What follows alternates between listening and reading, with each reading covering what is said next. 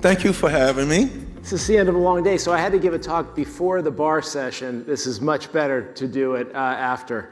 But I left my beer on the table because I could have put it behind this. I didn't want pictures with me and a beer and on work time. Right on. All right, so let's get this started. So everybody knows you. You've been a part of my high school years. I think about it very fondly. I graduated in 1986. I think the 80s still go down as the greatest decade of music in the history. For sure. For sure. Being in college was not bad being in the 80s. I remember, though, as a freshman, I showed up, and it was when C. Everett Koop sent these newsletters out to every mailbox in the country about sexually transmitted diseases. And I was like, man, in the 60s they had free love, and this is what I get when I go to college? It wasn't fair. All right, but anyhow, what I'm really curious about your story. Mm-hmm. You grew up in Queens. Yes. I grew up in New York as well. My mom grew up in Queens. I went to Catholic school my whole life. So start out the story. How did you end up in a place where you could launch in basically creating a whole new American genre of music that has changed the world? Well, first of all, I never wanted to be in show business. Never wanted to be a recording star or anything like that. As a little kid, all I cared about was comic books. Now, there's a connection here because it's storytelling. So as a little kid, it was just comic books. I loved Marvel comic books. Shout out to Stan Lee, because he put the superheroes really in New York. So every time DC was cool now, Batman, Flash, Wonder Woman, Justice League. But every time I opened a Marvel comic book, I got a geographical education about New York City, the place that I'm from. So that being said, I'm just a Catholic school kid, straight A's, because I'm always reading comic books. In the 60s and 70s, the radio stations, you had the black station and the white station. But in New York, there was a station called 77 WABC, where they played James Brown, but they also played Bob Dylan. They played the Jackson 5, they also played Led Zeppelin. They played Joni Mitchell, they also played Aretha Franklin, Crosby, Stills, Nash & Young, Jim Croce, Harry Chapin. So as a little kid reading comic books and going to school, when I heard folk rock and classic rock, no, not the rock about the rock and roll lifestyles, but when I heard things like government and presidents and Congress, a lot of the singers were singing about the social issues. So as a little kid, I'm like, I can relate to that because I learned that in history and social studies. So it's comic books, folk rock, Dylan, Joni Mitchell, Janis Joplin, all that. Then in the 70s, this thing called hip hop comes along where they're taking all the music on the radio and they're making their own songs. So for me, as this little kid growing up in Queens, I'm trying to figure out how to fit in. The only people I related to was Peter Parker. Because Peter Parker, he comes from Queens just like me. So it was real, but at the same time, Peter Parker, Tony Starks, Reed Richards, the only time I saw educated, smart, genius people who were geeky, awkward, and nerdy, trying to make it through life, but they were badass, was in the comic books. So when I first heard hip hop, it was the thing that allowed me to be recognized. It wasn't, oh, I'm gonna make records and I'm gonna go in the entertainment business. For me, it was, oh shoot, you could tell stories about who you are over music. So it's all storytelling. So when you're listening to the radio, who were you identifying with? Who did you draw inspiration from and kind of set you on a path? Harry Chapin, Jim Croce, Led Zeppelin, the Beatles, you know, because it was storytelling. In the town where I was born, lived and we all lived in. So it was the stories in the comic books. It was the stories that the singers were talking about. But still in all, I never wanted to do it professionally. I was writing everything I was writing just for me. I think my story is a story of a purpose with preparation, which allowed me to have this perfect presentation, 4 Ps. But what it was I'm writing all of these stories, and Run, my partner, Joseph Simmons, he was already in the business at 15 years old. He was already rapping with like Grandmaster Flash and Curtis Blow and all the early hip hop groups. So he just comes over to my house to play basketball one day, and he sees my rhyme book. Like, he goes, Steve, let me see that. And he takes my book and he just looks and says, you wrote these? And I was like, yeah, it's like a hobby. And I'll never forget the day. He looks at me, Bruce, and he goes, whenever I make a record, I'm putting you in my group. But when he said that to me, it went in one ear and out the other, because I don't do this for real. Me doing the songwriting was like me taking the tin garbage can and pretending I'm Captain America. It was all pretend. But then I noticed something about pretend. Pre means before. I was pretending to be this guy writing songs, not knowing it was preparing me for what was to come. And this is what, late 70s? This is 78, 1978. Run comes to my house, finds my rhyme books, and said, whenever I make a record, because he had a vision that he was going to make it one day. He would have made it at 15, because his brother Russell was already managing all the rappers from the 70s and early 80s. But Russell said this to him, no, you can't make a record, you're too young. No, you can't make a record, you're too young. Then Run was so persistent that Russell said, here's the deal. You show me a high school diploma, and I'll let you make a record. So Run was like, okay, I'm gonna remember that. So Russell wanted Joe to get his diploma just in case he needed to have something to fall back on, which was smart. Because Russell was like, yo, you could have the best record in the world. What if it don't sell? What if nobody listened to it? So at least he had an education and he could go on, and maybe he don't be the entertainer, but he could have a job in entertainment. He could be a manager or an accountant or a lawyer. Because in the entertainment business, you need those three things. All right, so we've got Ringo Starr is the original rap artist with Yellow Submarine. Yes, oh, for sure. But talk about, that was pretty funny. Yeah. Talk about some of those influencers to you that helped you kind of find your voice in this. Because I kind of think about, now keep in mind, I was roller skating and I had one of those plastic combs in my back pocket.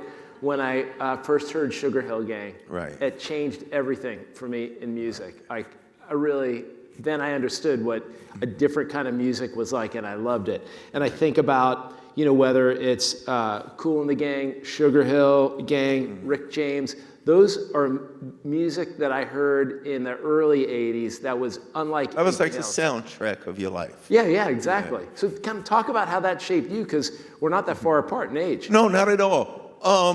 For me, it really wasn't soul music or black music, and here's why. Because my mother and father, rest in peace, they were always cool. But at that time in my life, Al Green, Aretha Franklin, James Brown, Marvin Gaye, that was my mother and father's music. So I'm a kid. My favorite things was comic books, the black and white Godzilla movies, Destroy All Monsters. My favorite movies ever is the 1930s Boris Karloff, Bela Lugosi. Those are the best horror films ever made. But the things that I gravitated to was artists like Crosby, Stills, Young and Nash, Neil Young, when he made, and when they had the shooting at Kent State, and Neil Young made the record about it. Who else? John Fogerty, Creedence Clearwater Revival, because Fortunate Son, and I guess the reason why was because Marvin Gaye and all of these guys, they were singing about love and stuff like that. I'm a kid, I didn't care about girls. You know what I'm saying? I care about race cars and monsters and all of that. But because I was a school student, when they sung about issues that I was reading about in my books, it was something that I could relate to. Now, talking about the early hip hop, when Sugar Hill Gang first came out, it was cool to me, but because I was in the comic books, the only thing that connected me with Rappers Delight was the Superman rhyme. Remember the Rappers Delight about Superman? So, oh my God, this guy's talking about comic books. But then, y'all don't know the message from Grandmaster Flash came out. It's like a jungle's times, it makes me wonder. And then that made me relate to what Fogerty and Dylan and Lennon and Joni Mitchell and Bob Dylan was, the struggles of everyday people. So I started looking at my mother and father working hard. I started looking at people in my own neighborhood. Now, Queens was a lower middle class area. But then when you looked at the Bronx in the 70s, remember, it was burning on fire. But then I thought about all this positivity that's coming out of this negativity. So then I said, if I do make a record, if I happen to get the opportunity to make a record, I want to represent something that's going to represent for all people, black, white, young, old, rich, poor, and everything. So I'm sitting there, I got a purpose, but no way to present it. So that was 8th grade when Run said that to me. Me and him went to totally different high schools. 9th grade, 10th grade, 11th grade, 12th grade. I graduate class of 82. June 1982, I get out. August of 82, the phone rings. It's Joseph. Remember 4 years ago when I said, if I make a record, oh yeah, grab your rhyme book, we're going to the studio. So when we went into the studio, our first record was a record called It's Like That and That's the Way It Is. It's like that, and that's, then we talked about unemployment, but we didn't just talk about the problems, we talked about the alternatives. You don't have to be poor. Go to school, get an education. Don't be in a gang. You don't have to sell drugs. We talked about all the opportunities that existed for everybody. Because one of the things that I don't like about the perception of hip hop in the culture is they call everything that's street from negative things. Hustling and drugs and gangs and violence. But when I was growing up, there was 1 million kids reading comic books. There was 1 million kids, girls were playing jump rope. We played handball and this and that. I said, why is nobody talking about these things? So when I did start making my records, I said, you know what? I don't want to present just death, darkness, and destruction.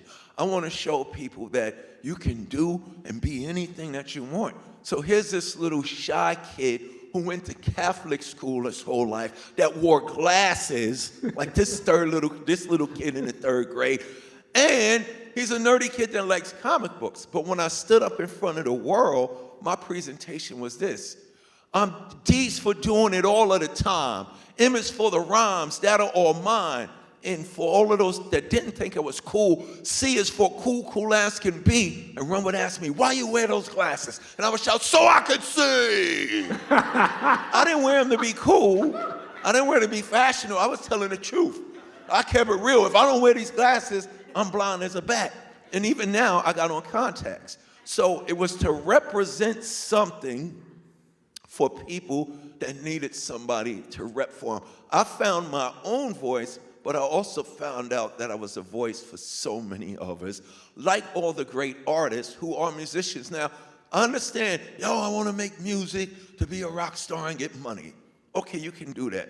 But a lot of the times when you get there and you get up in front of the audience, you start realizing, no, I got a responsibility and I have a purpose. So the beauty about all of it, that what made Run-DMC so unique was that our presentation was positive. Ice-T, Ice Cube, everybody in hip-hop said, man, Run-DMC made positivity gangster. We just make people want to go do something and feel good about themselves. All right, I grew up in a household, we listened to Beatles, Johnny Mathis, and Charlie Rich. I was very confused coming out of that household. Right. Let's, I want to go into now the music career that the people know about. And so we're all here for a conference to explore the ideas of innovation in our world of providing care in the home. And you're seen as a true innovator in music, bringing together different genres. But first of all, there seems to be disagreement on where the true epicenter of hip hop music is. Is it New York or LA? How do we think about it? It's New York. It's New York. It's definitely New York. I mean, the South has been killing with it. I mean, the West Coast, Snoop Dogg has done a great job and stuff like that. But it's New York City. But to answer your question, to let you know, we actually all do the same thing. But it's collaboration. It's collaboration. Innovation comes from collaboration.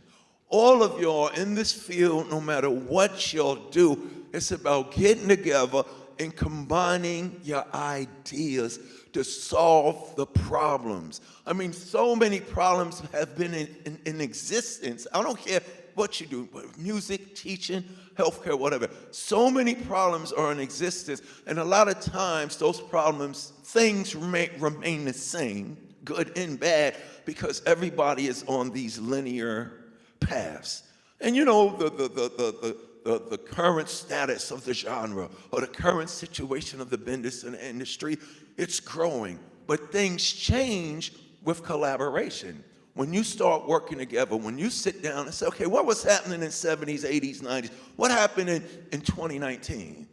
And once you examine that and you look over at your friend, what are you into? What's your ideas? What's your thoughts? It's about applying those thoughts in a way that you know they're gonna work. For instance, we come into hip hop, everybody's using James Brown to sample, everybody's sampling, or should I say, everybody's stealing James Brown. Everybody's stealing the disco. Disco died, and another thing is it's about resurrecting something nobody's doing anymore. But something that nobody's doing anymore, you tend to forget that when they was doing it, it worked.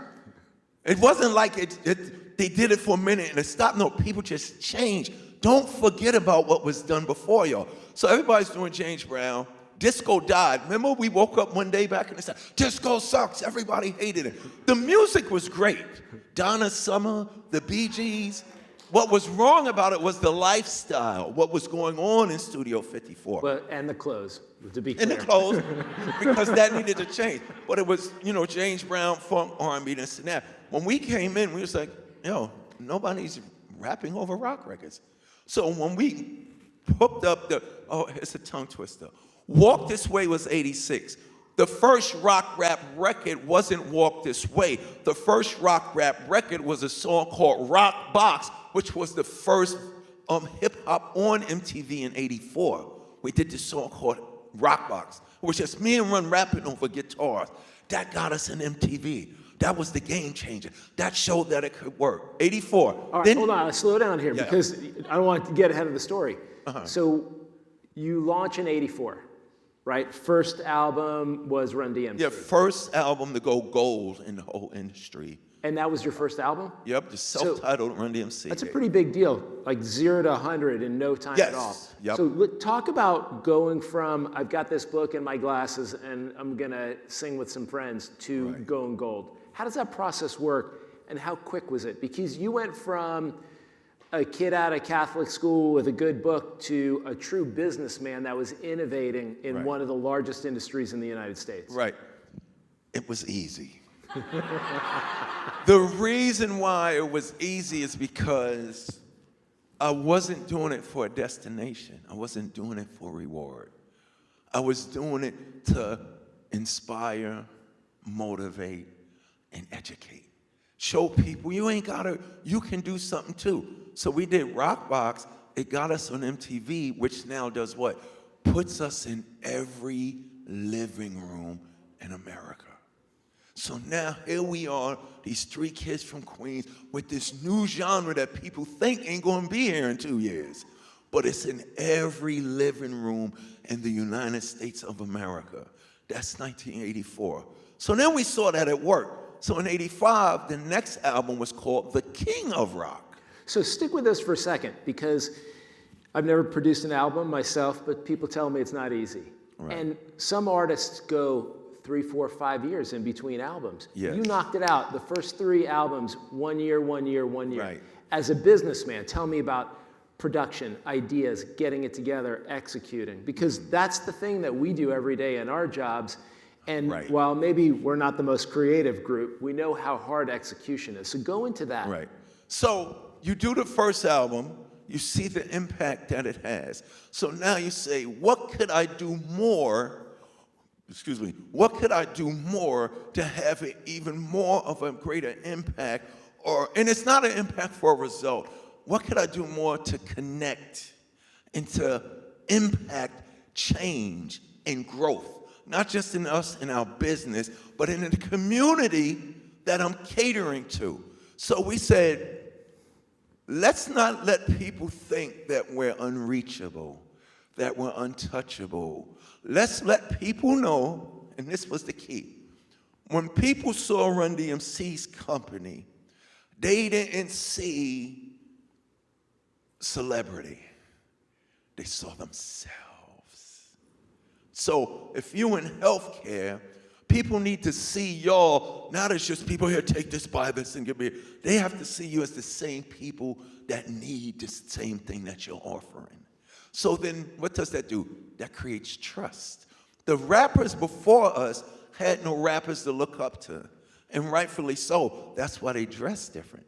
But when you saw Run-DMC, whether you was in Beverly Hills or you was in Compton, whether you was black, white, Puerto Rican, Jewish, Asian, or Rastafarian, that guy DMC with the glasses, he looked like the guy I went to school with. That guy Jay is cool like my uncle. Yeah, that guy he runs his mouth just like my brother that will never shut up. So it's about having an existence that is relatable to the audience or the consumer. So when we did the next video, we did something that was very cool and unique. We didn't just connect with our young generation. In the King of Rock video, if you remember, 1985, we had Larry Bud Melman from the David Letterman show at the front door of a Rock and Roll Hall of Fame saying, "You guys can't come in here. This is a rock and roll museum." So now what do you happen? Community, family, it's all about the people. So now people are looking at these Run-DMC guys with this thing, this business, this genre, this industry, that people think, oh, that's gonna go out like the slinky and the hula hoop. But no, it's something that people are now interested in, because now with Run-DMC, you're seeing young, you're seeing rock, you're seeing old, you're seeing male, you're seeing female, you're seeing everything that makes up society. All right, so pull forward to 1986. It's interesting, everybody knows your collaboration with Aerosmith, which I want to get Collaboration, you've got to start working together more. But what's interesting is when I just searched my own memory, I remember it being a lot further away from your first album and then. No. I thought it was something that resurrected your career, resurrected Aerosmith, but you're just 2.5, 3 years into your career, and then you launch this. Tell me, you guys meet at a cocktail party? Were you guys doing yoga together? I mean, how did it happen? Well, what was going to happen was, you know how I said, sometimes you got to look back and see what people ain't doing no more. We was just going to steal their music and use it to make ourselves look good. Sort of like businesses do. You know, McDaniels is looking at what Burger King does. Nike is looking at what ADIDAS is. It's competition, you know what I'm saying? And if you steal something from somebody, I think the law says if you change it just a little bit, they can't sue you. You know what I'm saying? So, but originally, we was gonna steal their music, sample it, and make a song about us. The beat would have been going, boosh, da, ba-doom, doom, da, da, na, na, na, na, na, na, na. And I wouldn't be singing Stevens' lyric. My rhyme was, we came out in 83, it's 86. So now, to get the people, to get the consumers that's been riding with us, or the audience that's been riding with us, let's remind them we've been through this together. That's another key. Let people know that you're in it with them. So my rhyme was gonna be, I'm DMC and the place to be. Been rapping on the mic since 83. I'm the best MC in history. That's why they call me the K-I-N-G, King. And then Run was supposed to go, I'm DJ Run and I'm #1. Still here to get it done and have some fun. Rick Rubin, one of the greatest producers in hip hop, who worked with Johnny Cash, Run-DMC, Beastie Boys, Metallica, whatever. He comes in the studio and he goes, guys, I got an idea. Now, we already in an idea. This is why collaboration works. Because you might think you're on to something and somebody's on to something, but you ain't really on to something till you collaborate and listen. He goes, I think you should do this record over. So we go, Rick, what do you think we're going to do? We're going to steal this and we're going to rhyme on it. He says, no. Do it the way the band did it in '74. Hell no, we ain't, man, come on, we got rhymes, man. This is Run, I'm the king, don't you hear direct, I'm the king, all around. It's a 1974. Now, the reason why it was kind of foreign to us, we heard the music, but we never heard the lyrics. So Rick convinces us to take the record, put the needle on it, and let it play. So Rick suggested do it like they did in 86. To be fair though, none of us really could understand the words. Right. When you walk this way, it was all didn't mumbling understand until we otherwise. made our version, right? Then now you'll know what we're saying. But Rick said, no, do it over like they did in 74, which is very genius because it was amazing in 74. Aerosmith was like crazy. Rick gave us the 411. Yo, these guys were great, but they got drug problems right now. They fell completely off the mat. So he convinced us to do it. You know, it's like somebody coming to you, yo, you know, back in 1828, you know what the doctors used to do? You're going to look at the guy and say, mother, man. So that's what happened with us. Mother, we ain't doing it. But then we did it, right? Because now you're doing something that worked in 74, but now you're doing it with this new attitude or this new spirit. You know, so it sat there dormant since 1888, but now that you're doing it now, it's going to have a whole new energy to do what it did back then for that little town in London. But now, if it could touch those 800 people in London, if I do it now in 1986, it can touch the whole island of Hawaii. Because the potential, it's all about potential. So we go do it, but we didn't know this. Rick, while we was learning to do the record, originally it was just going to be us. Rick went and got the people that originally did it. So, you know, if in your business you say, we're going to try this new thing for chicken pox. And then you do it, and then, you know, you spend a lot of time trying to convince America that this is going to be good. Because this doctor in 1886 did it in this little town in London, and it cured the whole pandemic that was there. And you're trying to convince America now. They looking at you like, you know what I'm saying? But then, you know, when you win, and just to let you know, America, we actually have the doctor, and the doctor comes out. You know what I'm saying? It has a big effect, and what I'm trying to say is, when you show the connection of people, the relatability. So we did Walk This Way Over. Rick was brilliant because they were still able to do what they had created. When we did it with them, and now we already on MTV, 84 Rockbox, 85. Now, everybody turning on MTV now. So let's talk about the video. Yes. I want to ask about a rumor, though. Is it the case that to make the video you were really inspired? Because the same year, band out of Norway, AHA, came out with Take On Me. Did you really gain your reputation or your inspiration from AHA? No, they got their inspiration from us. I'm messing with you. No, I was saying they got their inspiration from us. No, Well, hold on, but wasn't that a good video? Oh, wow. I thought it was a great Walk video. This Way inspired, hold up, they talk about this. Walk This Way inspired Def Leppard to do, I think it was Pour Some Sugar on Me. Yeah. They talk about that. But what had happened was now we do a record from 74. From 84 and 85, we was in every living room. Now in 86, we're back in that living room with a group from 74, with a product from 74, but it's updated. So people channel surfing, and especially for the hip hop heads, they didn't know. At that time, you know, if you was to say rock, everybody did Rolling Stones. So people was channel surfing, the hip hop heads was channel surfing, going, what the hell Run-DMC doing with the Rolling Stones? And then the rock guys is channel surfing, what the hell Aerosmith doing with Steven Tyler? If you look, it's your opportunity, thoughtful, and respectful, but it's your opportunity to do what happened with the video. I've been to every continent. I've been to every country. I've been to Russia and Ukraine in the same tour. Great people in both those countries. I can't believe they're fighting right now. I've been to South Sudan.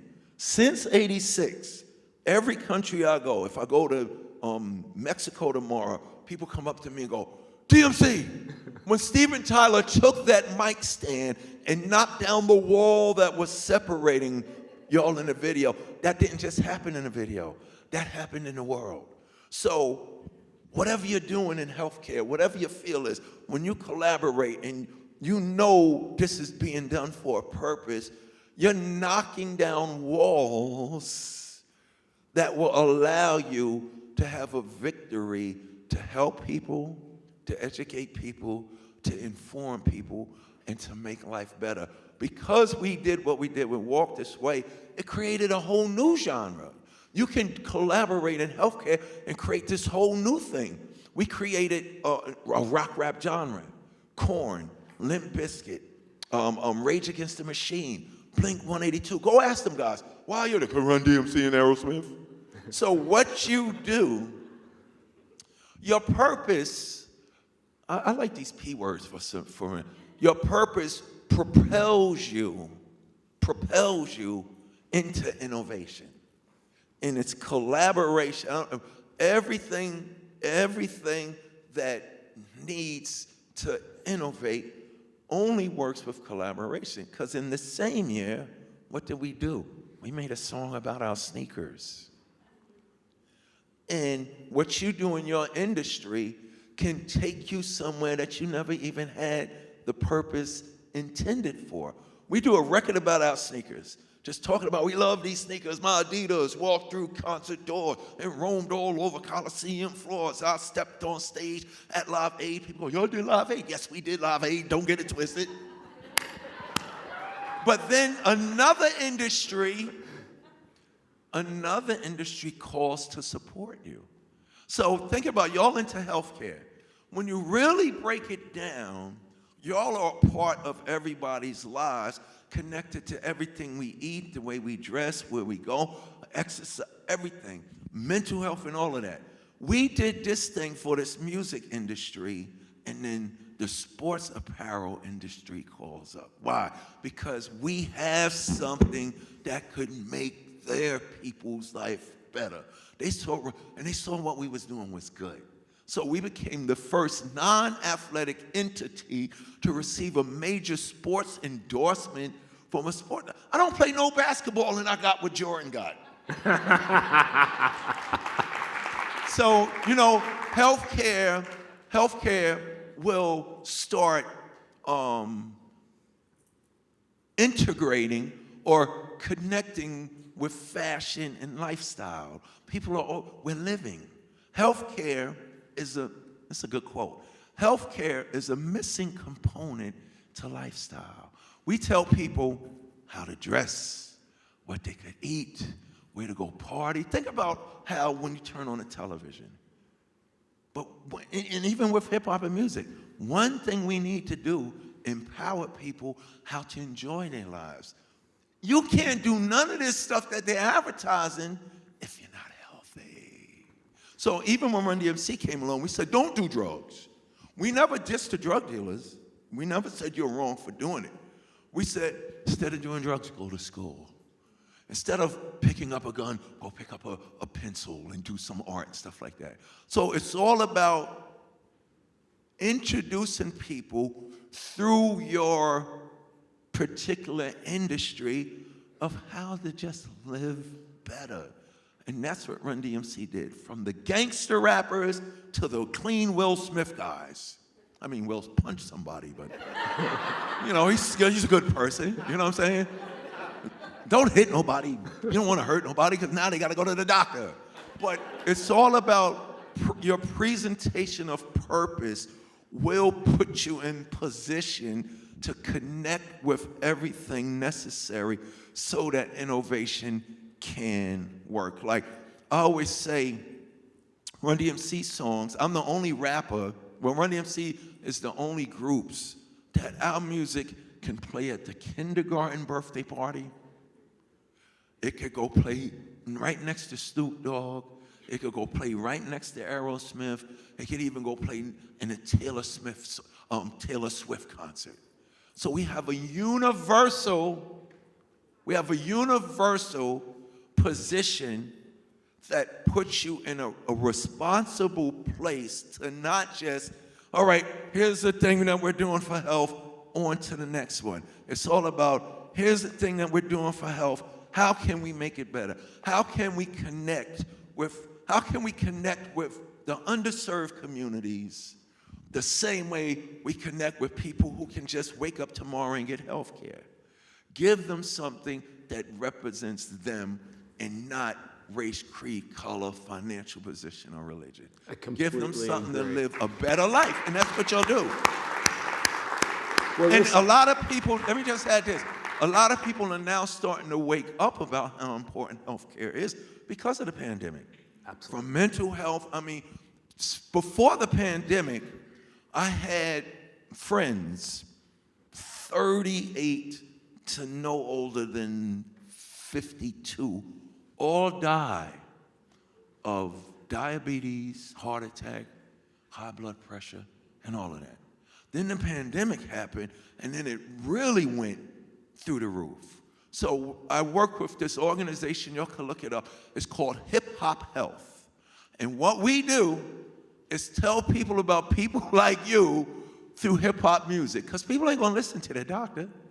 But if they see DMC and Dougie Fresh and Salt and Pepper and Chuck D talking about checkups are good, go get your colon screen, this and that, boom, bang, it makes y'all seem like, oh, these guys ain't out to get me, they're here for me. So whatever it is that you do, your industry should be something that allows people to be confident that they can live a better life. You're not just selling a product, you're selling lifestyle, just like I sell ADIDAS. So listen, we've got the hook going pretty hard. I think, I mean, first of all, it takes two to make things go right for sure. And what you're saying, That's a great quote, yes. I couldn't help it. That was great. I want to personally thank you for making the 80s the greatest decade. Generation, everything. exactly. And you know what I encourage you to get ready to do this interview with you. Have been on stage with the president and many members of Congress, but this is the only time I really got nervous to speak with somebody. But so I wanted to prepare. So I went back to listen to your music, and it's amazing how fresh the music is today, just like it was the day that you released it. I encourage everybody to go back and listen to it. And I love the fact that if your kids are young or older and you would be embarrassed listening to a lot of other music, and it doesn't matter if it's rap or otherwise, a lot of 80s music is pretty sketchy if you listen to the words. Yeah, right? On all genres. Sure. But you can listen to it, confidently with everyone else. So I love the positive message. I love where you're going. If we had another half an hour, I'm going to ask you what your next chapters are, but maybe you have time to talk to us. I'll talk about it tonight at the show. If they come into the show. There you go. Yeah, I'll talk about it. So if everybody would join me in just saying thank you and thank you. Thank you for having me. That was awesome.